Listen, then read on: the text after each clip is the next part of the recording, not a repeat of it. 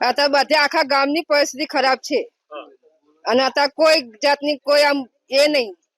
તકલીફ હોય તે આધારે કશો નહીં તકલીફ તો સાહેબ હોય જ તેને કેટલી બધી સવાય તકલીફ ભેંસો નાખવાનું અમારે ખાવાનું અમે તો ટેકરો હોય આગળ બનાવે હા એક જ બાજુ રસ્તો તો છે નહીં તો જવાય નહીં સામાન તો બધો અત્યારે ચડાવે ઘર ઉપર તે નહીં અમારી પરિસ્થિતિ બહુ પેલી એ થઈ જાય છે અમારી ભેંસો બધી ના નાખવાનું કશું નહીં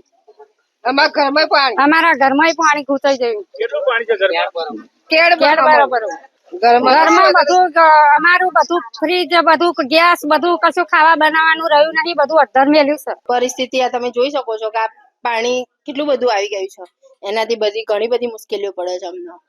બહાર નીકળાતું નથી અત્યારે ઘરની બહાર જવું હોય તો આ ભેંસો બધું ઘાસનો ચારો ક્યાંથી લાવીએ આ પાણી ના આવે એનું તો કઈ નિકાલ કરવો પડે ને આ દર વર્ષે આવું થાય છે આ ગામમાં